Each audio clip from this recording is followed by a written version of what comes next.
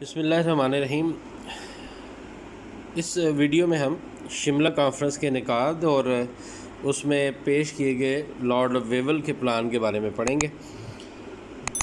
1942 میں برطانوی حکومت کے بھیجے کرپس مشن کی ناکامی کے بعد کانگریس نے انگریزوں پر دباؤ بڑھانے کے لیے ہندوستان چھوڑ دو تحریک کا آغاز کر دیا۔ کانگریس زمینی حقائق کو دیکھتے ہوئے یہ سمجھ رہی تھی کہ بہت جلد انگریز جاپان کے ہاتھوں شکست کھا جائیں گے تو ہم نئے حکمرانوں سے اپنے مطابق فیصلے کروا لیں گے، لیکن جاپان نے پرل ہاربر پر حملہ کر کے امریکہ کو بھی اس جنگ میں دھکیل دیا، جو کہ 1942 تک تقریباً اس جنگ سے لا تعلق تھا۔ یوں انگریزوں کا پلڑا بھاری ہو گیا اور برطانیہ شکست سے بچ گیا۔ اس کامیابی کے بعد برطانوی حکومت نے نئے وائسرائے لارڈ ویول کو 1944 میں انڈیا میں چلنے والی آزادی کی تحریک کو کچلنے کے لیے بھیجا۔ اس نے جون 1945 میں شملہ میں ایک کانفرنس بلائی جس میں ہندوستان کی بڑی سیاسی پارٹیوں کو دعوت دی گئی۔ ان اہم شرکاء میں کانگریس سے پنڈت نہرو، ابوالکلام آزاد اور بلدیو سنگھ شامل ہوئے، جبکہ مسلم لیگ کی طرف سے قائد اعظم لیاقت علی خان اور سردار عبدالرب نشتر جو ہے اس میں شامل ہوئے۔ اس کے علاوہ تمام صوبوں کے وزرائے اعلیٰ اور چند دوسری سیاسی پارٹیوں کے رہنما بھی شامل تھے۔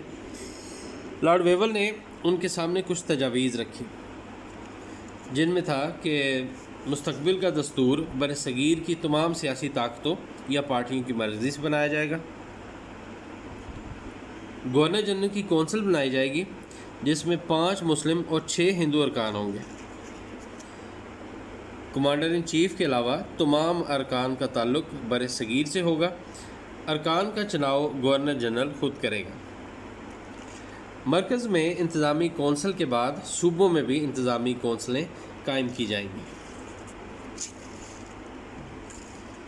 ان تجاویز اور اس کانفرنس سے برصغیر کی سیاسی پارٹیز کو کافی توقعات تھیں۔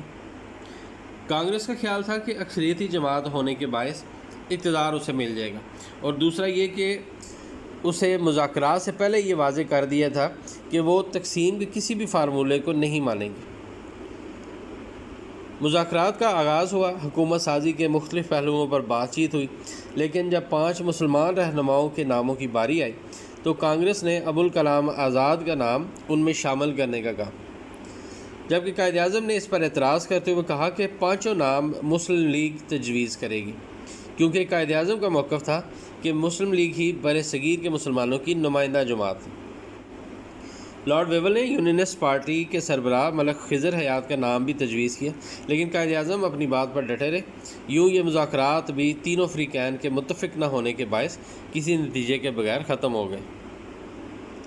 کانگریس اور لارڈ ویول نے اس ناکامی کا ذمہ دار قائد اعظم کو بے لچک رویے کو قرار دیا، جبکہ قائد اعظم نے اپنے بیان میں فرمایا کہ یہ وائسرائے اور کانگریس کا پھیلایا ایک جال تھا جسے اگر مسلم لیگ قبول کر لیتی تو وہ حصول پاکستان میں کبھی کامیاب نہ ہو پاتے۔